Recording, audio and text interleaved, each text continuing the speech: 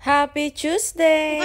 Ito nga pala yung mga kaganapan na nangyari today, kaya't panoorin nyo na to! 7 AM pa nga lang nito pero umalis na kami ni Habi. Paano ba naman ang aga namin nagising kasi mawawalan nga ng tubig today? So ang ginawa nga namin talaga nagmadali kami maligo. And since may mga pupuntahan nga kami today, ayan nagmamadali na nga.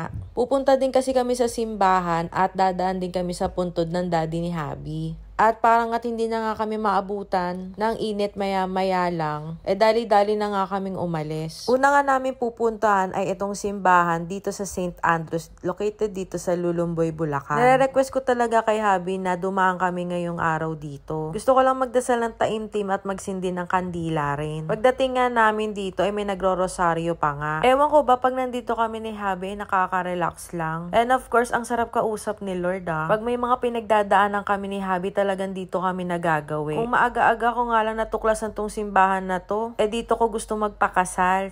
Pero baka sa 10th year wedding anniversary na lang namin. Eto na nga't naubusan ng mga kandila kaya nirefillan muna ni ate. Kumuha na nga ako ng tagi-isa at ito nga pala yung meaning ng bawat kandila na nandito. Sayang nga lang at wala nang available for healing. Talagang pag nagagawi kami dito, nakagawian na namin gawin to. May mga times kasi na hindi kami nakakasimba lalo't na't minsan ay busy nga. Pero kahit hindi kami nakakasimba ng Sunday, ito nga't dumadaan talaga kami pag weekday sa simbahan. Ang sarap lang talaga sa feeling na pag may problema ka, kay Lord ka pupunta. At talagang ilalabas mo sa Kanya lahat ng mga hinaing mo, lahat ng problema mo. At syempre hindi lang yon, magpasalamat din tayo sa mga blessings na dumarating din sa atin. At humingi lang tayo lagi ng gabay sa Kanya sa lahat ng mga ginagawa natin. After nga namin sa simbahan, ang next naman na pupuntahan namin ay dito sa puntod ng daddy ni Habi. Sabi kasi ng aking biyanan na dumaan nga daw kami dito ngayong araw. Kaya sakto naman, ito nga't nagpadala na rin naman si mama ng mga kandila na sisindihan namin doon. At nabanggit nga din ni Habi na gusto niya din dumaan dito. Napansin ko nga din yung mga nag-offer ng bulaklak dito. Ito na nga't natuyo na nga sila. Kaya dali-dali ko na nga kinuha, tinapon ko na nga ang mga ito. Super lantana nga din at nagtumbahan na nga.